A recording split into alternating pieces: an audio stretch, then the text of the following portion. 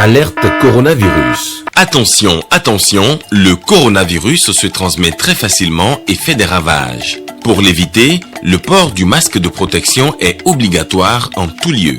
Dans l'administration publique ou privée, dans les réunions, les rencontres, dans les marchés, les magasins, les boutiques et lors des déplacements, le port du masque est obligatoire. Même dans les lieux privés, dès lors que l'on n'est pas seul, le masque doit être le fidèle compagnon. Mais attention, le port de masque de protection ne dispense nullement d'appliquer les autres mesures de prévention, notamment le lavage des mains à l'eau et au savon et l'observance de la distance de sécurité sanitaire d'au moins 1 mètre entre personnes. Enfin, s'abstenir de porter des gants en vue du lavage régulier des mains à l'eau et au savon ou de l'application de gel hydroalcoolique. Pour tout savoir sur l'épidémie du coronavirus au Bénin, rendez-vous sur le site web www.gouv.bj/coronavirus. Ceci est un message du gouvernement de la République du Bénin.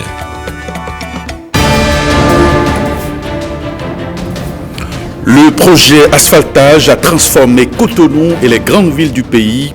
Le volet éclairage public vient confirmer tout le bien que les Béninois pensent de cette initiative gouvernementale. Force Cori pour un Bénin émergent, principal parti d'opposition au régime en place, souhaite aligner un candidat pour la présidentielle de 2021. Les responsables de cette formation politique ont levé un coin de voile sur leurs ambitions par rapport à la prochaine présidentielle. Et puis ça bouge au niveau de l'écosystème médical au Bénin. 2 nouveaux conseils installés. La finalité de l'opération est d'améliorer le secteur sanitaire et à travers les soins de qualité aux populations.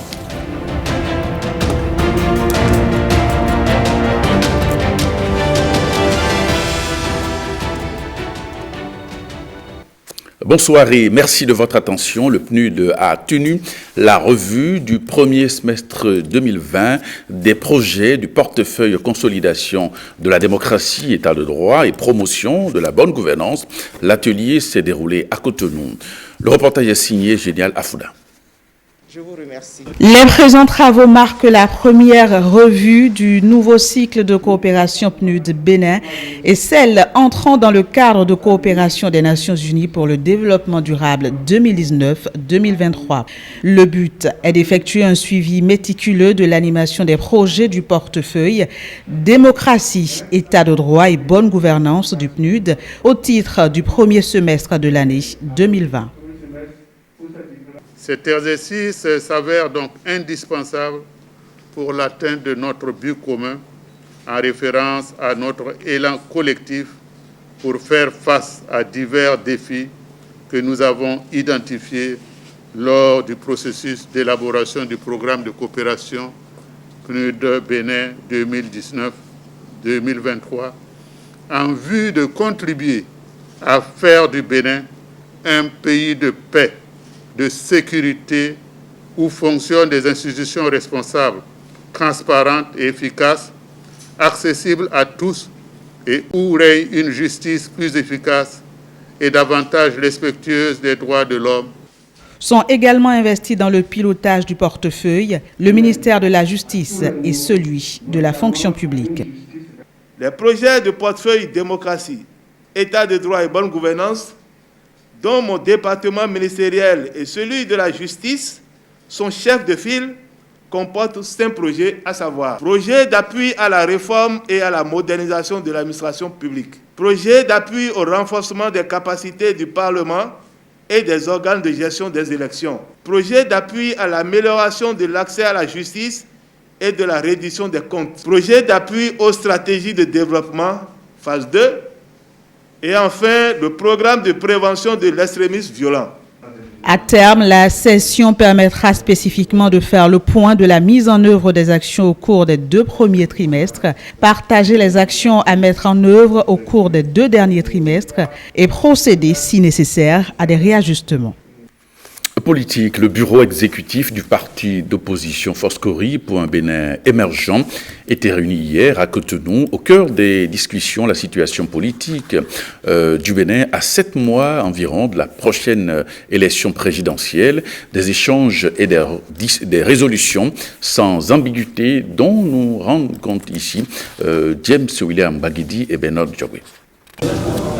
C'est la première sortie médiatique de l'ensemble du bureau exécutif du parti Foscori pour un Bénin émergent depuis les dernières élections communales, celles du 17 mai 2020. Au grand complet ou presque, les cadres de la plus représentative force politique de l'opposition ont convenu de se concerter. Après un long silence présenté comme stratégique et de nombreuses péripéties, les sujets à l'ordre du jour sont de divers ordres. Nous avons à nous prononcer sur notre bilan, le bilan de notre participation aux élections du 17 mai 2020. La situation politique nationale et les perspectives qui en découlent. La sagesse recommande de ne pas faire parce que les autres le font, mais de s'y mettre lorsque le moment pour vous l'indique. Le parti FCBE ne fait pas du suivisme. Le parti FCBE sait prendre ses marques pour aller au rythme idéal. Un huis clos de près de 2 heures plus tard, les déclarations de celui qui porte pour la circonstance la voix de FCBE sont sur chaque point inscrit à l'ordre du jour, sans équivoque. Les membres du bureau exécutif national se sont félicités des résultats honorables obtenus dans des conditions particulièrement hostiles. Ils adressent publiquement leurs félicitations et encouragements à tous les élus FCBE et surtout leurs remerciements aux militants et aux différentes coordinations pour leur combativité, leur fidélité et leur loyauté à la ligne politique du parti qui a pu réaffirmer son ancrage. Une mention spéciale a été attribuée aux militants FCBE de la cité des Kobourou et particulièrement à l'équipe de coordination, les jeunes, les femmes et les sages de Parakou. Concernant le deuxième point, l'animation de la vie politique est marquée ces derniers temps par une création anarchique de mouvements politiques appelant de manière ostentatoire le chef de l'État et d'autres personnalités à se porter candidat à la présidentielle de 2021. Tous ces actes tendent à cultiver et à entretenir le culte de personnalité qui est contraire à l'esprit de la réforme du système partisan prôné par le chef de l'État. Deuxièmement, par rapport à ce deuxième point de l'ordre du jour, on a fait le constat que le principe de parrainage, à ce jour, reste à être clarifié afin de permettre une élection présidentielle inclusive, transparente et démocratique. Quant au troisième point de l'ordre du jour, relatif aux perspectives pour l'élection présidentielle de 2021, les participants ont décidé de sortir de leur léthargie et de prendre activement part à toutes les étapes du processus de l'élection présidentielle. Le bureau exécutif approuve la démarche d'engager les négociations requises pour obtenir le parrainage nécessaire à la FCBE afin d'assurer les candidatures de ses représentants à la présidentielle de 2021. Foscori pour un Bénin émergent se positionne ainsi dans la perspective de la présidentielle de 2021, à l'occasion de laquelle elle ambitionne de réaliser l'alternance. Encore faudrait-il pour cela réussir non seulement à positionner un duo de candidats, mais encore à réaliser de bien meilleures performances que les 15% environ de suffrages réunis en mai 2020. La coopération bénino-japonaise se renforce. Cela se traduit par cette visite du nouvel ambassadeur du Japon au Bénin, au président de l'Assemblée nationale, Louis Béono Vlavono. Et puis, à la suite donc de l'ambassadeur japonais, il y a eu un groupe de jeunes chercheurs de l'université. Ce groupe est allé également s'entretenir avec le président de l'Assemblée nationale, Fimé Bassao. Première personnalité reçue en audience par le président de l'Assemblée nationale, le nouvel ambassadeur du Japon près le Bénin. Une audience qui confirme ici les relations amicales entre le Japon et le Bénin. Son Excellence, Monsieur le Président de l'Assemblée nationale, a bien voulu accorder audience en ma faveur. Et nous avons confirmé au cours de la conversation relations très amicales entre le Bénin et le Japon. Nous avons aussi confirmé l'importance de l'échange au niveau du Parlement, Assemblée. Nous avons reçu le souhait pour réaliser l'échange des parlementaires entre nos deux pays. À la suite du nouvel ambassadeur du Japon près le Bénin, un collectif de jeunes scientifiques venus plaider pour l'aboutissement de leur thèse de doctorat qui, dans le processus, n'aurait pas été prise en compte jusqu'à ce jour. Des jeunes qui s'investissent dans le domaine de l'environnement. Nous avons souhaité nous présenter au président de l'Assemblée nationale et lui expliquer notre cas, étant entendu que le gouvernement a envoyé un projet de loi à l'Assemblée nationale pour procéder en quelque sorte à la régularisation de la situation de ces allocataires-là. Nous avons souhaité nous rapprocher du président de l'Assemblée pour lui porter un message pour mieux nous faire connaître. Une fois le plaidoyer fait, le président Louis Vlavonou a promis d'être leur porte-voix auprès des institutions concernées pour une régularisation de leur situation. Bientôt la fin de la première phase du projet asphaltage. Les derniers chantiers sont en cours de finition et les riverains s'en réjouissent d'ailleurs. Plus d'inquiétude donc à circuler la nuit dans certains quartiers de Cotonou. Marcel Rossi est allé faire le constat et voici son reportage. Désormais, Cotonou s'éveille lorsque le soleil se couche et que la nuit tombe. La ville brille et ses lumières deviennent visibles à des kilomètres. Circuler la nuit à Cotonou devient de plus en plus plaisant.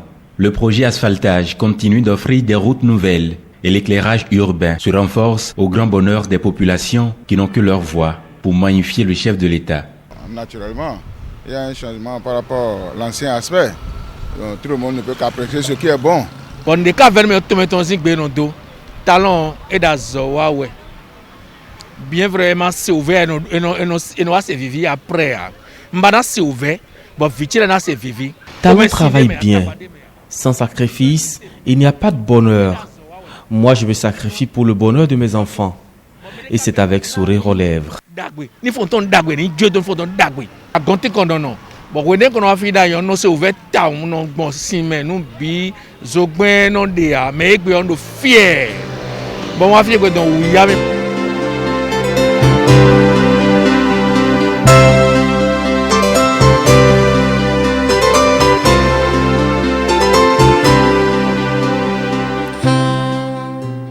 Ici, c'est le quartier Agla de Cotonou. Des lampadaires solaires produisent toute l'énergie nécessaire à leur fonctionnement et n'entraînent plus de coûteux raccordements au réseau d'électricité. Quand je venais ici en 2015, c'était dégoûtant. C'était dégoûtant quoi. Maintenant, je remercie Dieu que le président de la République nous a sauvés. Il nous a fait sortir du fleuve. Ma joie, je ne peux l'expliquer à personne. Si je pouvais rencontrer le président, j'irais le saluer. Entre-temps, on n'a même pas le courage de prendre par ici. Mais actuellement, on peut circuler à tout moment. Cela peut bien justifier, après tout, la volonté de préserver son peuple des dangers de la nuit et de conjurer au passé la peur ancestrale de l'obscurité.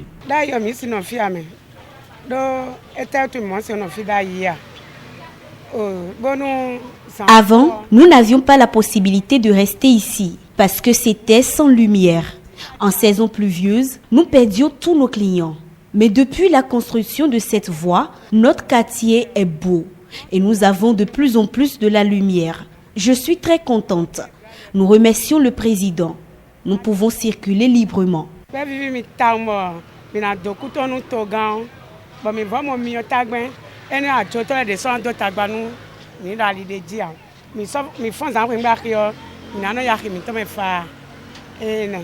Non loin d'ici, Godomé aussi est déjà joyeux. Le chef de l'arrondissement le témoigne. Quand ils viennent pour les travaux, pour les services en journée, nous entendons l'appréciation. Tout est beau avec l'asphaltage. Je le disais, ça a été lancé il y a environ 2 ans. Petit à petit, on est en train d'aller à la fin par rapport à la première phase.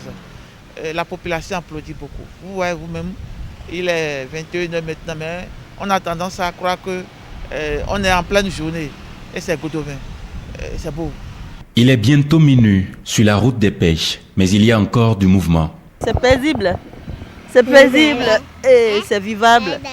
Avant, personne n'osait rester ici, et même les habitations et tout. Mais aujourd'hui, maintenant, tout le monde veut rester à la plage, tout le monde veut rester dans la zone de Fidiocé. C'est une voie qui est très bien tracée. Ça nous permet de rejoindre le plus rapidement possible nos maisons et ça a diminué quand même l'insécurité au niveau de la plage. Autrefois, l'arrivée de la nuit dans ces quartiers se traduisait par un repli des activités et de la vie sociale vers les domiciles. Aujourd'hui, ce n'est plus pareil. Les situations changent, les vies aussi. Les localités de Egbessi, Kpakpa, Zoumen et Adourekoman peuvent désormais pousser un ouf de soulagement. Eh bien, le réseau électrique de ces 3 villages de l'arrondissement de Zafé, dans la commune de Glazoué, a été officiellement mis en service. Ces infrastructures construites par l'agence béninoise d'électrification rurale et de maîtrise d'énergie va désormais donc servir les populations de ces localités. Bruno Soeli. De 2 villages alors, l'arrondissement de Zafé dans la commune de Glazoué passe à 5 villages approvisionnés en énergie électrique sur les 7 qu'il compte. Egbessi, Kpakpa-Zoumen et Adourekoman sont les nouvelles localités touchées par l'électrification rurale, projet inscrit dans le programme d'action du gouvernement du président Patrice Talon. Aujourd'hui, nous sommes à 5 villages électrifiés sur 7. C'est un rêve devenu une réalité grâce à un homme calme, méthodique, ferme et rigoureux dans la gestion. Il s'agit du président de la République, le chef de l'État, le chef du gouvernement, M. Athanase Guillaume Talon. C'est un important investissement de 230 millions de francs CFA qui a été fait pour construire 2550 mètres de réseau haute tension, 1650 mètres de réseau mixte et plus de 6 km de réseau basse tension pour 3 transformateurs de 100 kVA pouvant alimenter 200 ménages en plus des 30 lampadaires d'éclairage public. Le ministère de l'Énergie a eu également une pensée spéciale pour les écoles de la région et leurs apprenants. Bientôt, après la pose des compteurs, il va se suivre un complément de lampadaires que je vais répartir dans les 3 villages. Il a été porté à ma connaissance que les écoles et collèges qui ont été donc traversés par les réseaux basse tension n'ont pas les moyens pour pouvoir adhérer et obtenir leur compteur. L'ABEM, à travers ma personne, décide d'octroyer gratuitement les compteurs à ces écoles. La mise en service des ouvrages d'électrification a été ici, comme partout ailleurs, une occasion pour porter le message du ministre de l'Énergie soucieux de la santé des populations. Que le ministre de l'Énergie se préoccupe de votre santé. Que cela ne vous étonne pas, c'est le ministre de l'Énergie, mais il est membre d'un gouvernement et il sait que la pandémie de la COVID-19 est une maladie très grave. Même si dans votre village, dans votre arrondissement, dans votre commune, vous n'aviez pas encore enregistré un cas de maladie, croyez-nous, la maladie existe. La commune de Glazoué compte désormais 3 localités de plus, parmi celles électrifiées. Une grande avancée pour cette commune dont le besoin en énergie est de plus en plus satisfait. Installation du Conseil national des soins de santé primaires et celui dédié à la médecine hospitalière au Bénin. Objectif, améliorer le secteur de santé au Bénin et donner des soins de qualité. 26 membres composent ces organes institutionnels.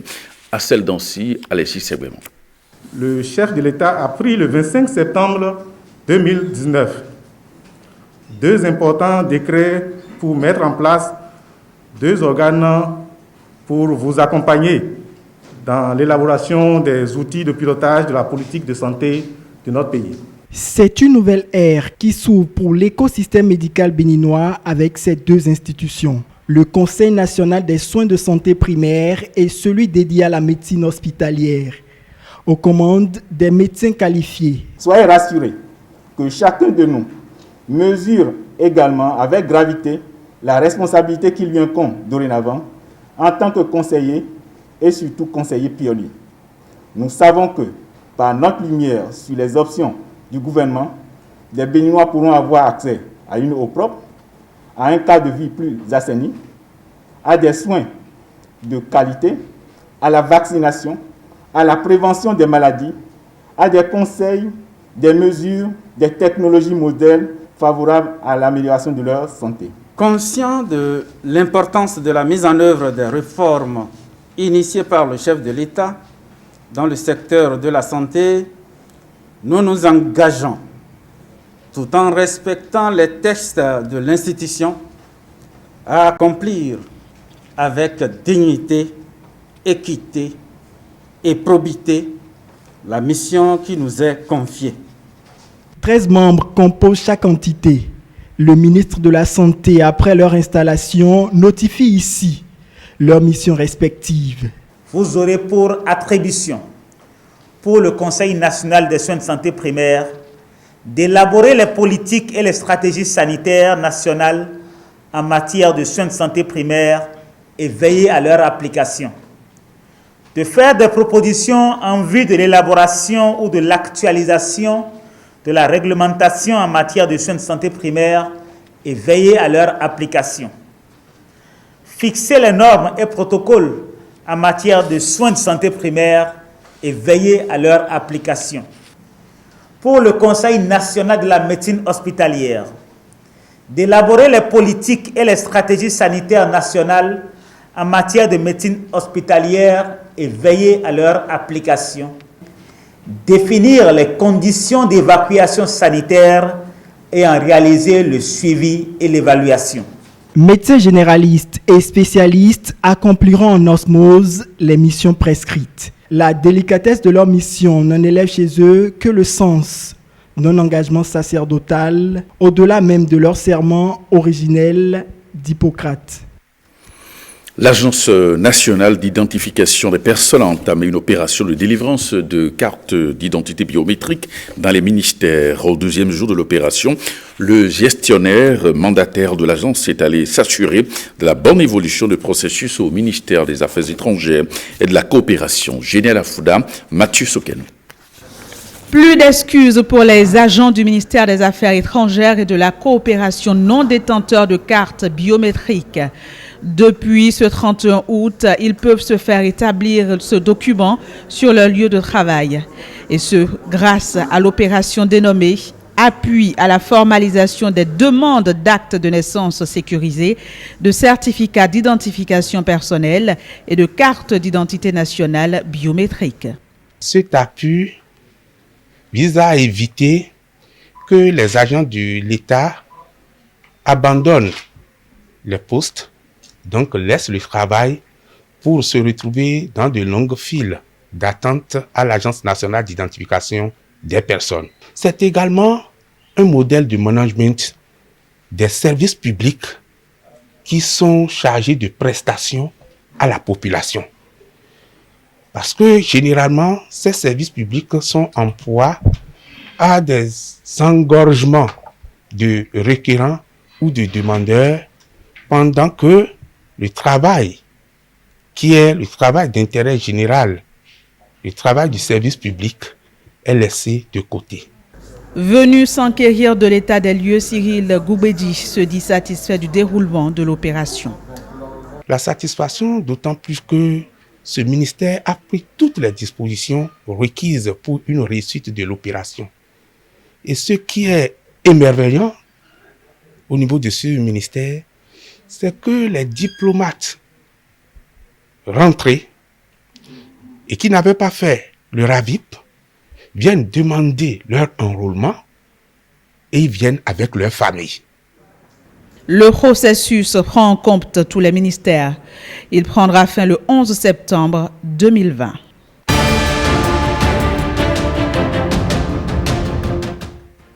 À l'étranger, 100 milliards d'euros en 3 ans pour redresser la France.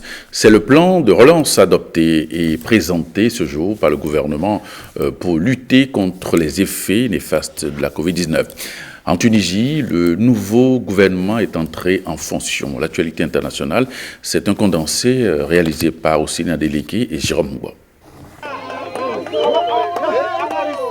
Libération sous caution d'un opposant et d'un journaliste au Zimbabwe. Leur arrestation fait suite à une accusation d'incitation à la violence publique. Aujourd'hui, Jacob Ngarivume, chef d'un petit parti de l'opposition, a été libéré contre une caution de $50,000 zimbabwéens et doit remettre son passeport à la justice et se présenter à la police 3 fois par semaine. Quant au journaliste Hopewell Chinono, il a versé une caution de $10,000. Tous deux arrêtés le 20 juillet dernier et libérés sous caution. Ils se sont vus interdire de tweeter, à en croire. L'opposant et le journaliste, leur activisme est dû simplement à la crise économique catastrophique que traverse le pays depuis une vingtaine d'années.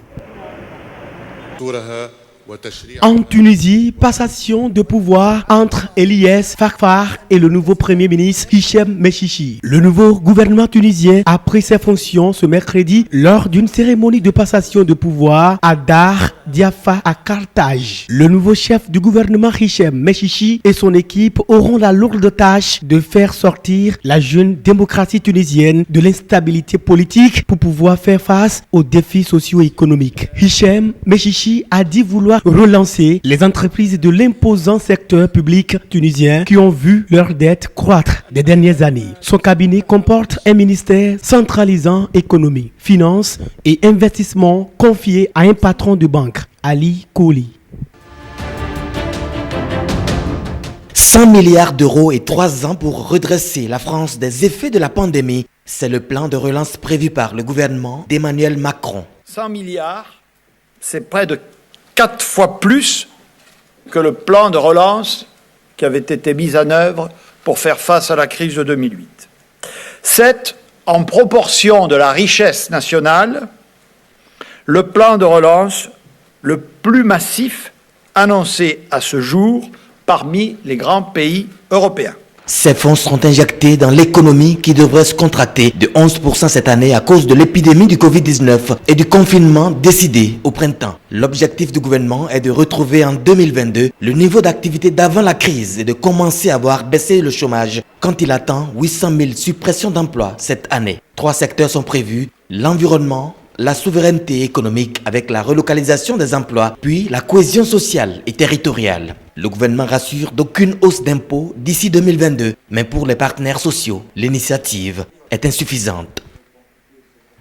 La Chine a annoncé mercredi une reprise progressive des vols internationaux vers Pékin dans un contexte de nette amélioration sanitaire avec une réduction drastique des liaisons aériennes avec l'étranger en début d'année pour cause d'épidémie. Le géant asiatique où le nouveau coronavirus a fait son apparition fin 2019 a fermé ses frontières fin mars alors que l'épidémie marquait le pas mais se répandait dans de nombreux pays.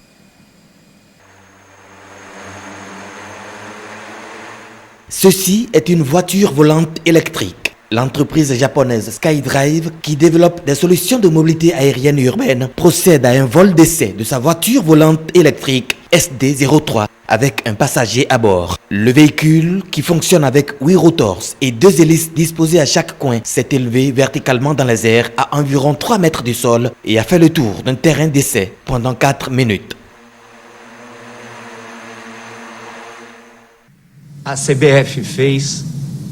Sport, Rogério Caboclo, le président de la Confédération brésilienne de football, annonce que les femmes gagneront autant que les hommes en sélection. Un des premiers cas d'égalité salariale dans le football mondial. La Confédération brésilienne de football traite les hommes et les femmes de manière égale, déclare-t-il. Pendant ce temps, des supporters brésiliens s'inquiètent de l'état de santé de Neymar. La superstar brésilienne du Paris Saint-Germain a été testée positive au coronavirus, a-t-on appris mercredi de sources concordantes. Les 2 autres joueurs du club parisien à avoir été testés positifs sont les milieux argentins Ángel Di María et Leandro Paredes, confirmant ainsi une information du quotidien L'équipe. Eh bien, ce journal se refait. Merci pour votre attention. À 23h30, vous aurez dans ce studio Estelle Pazou pour le JT Soir. Merci et à demain.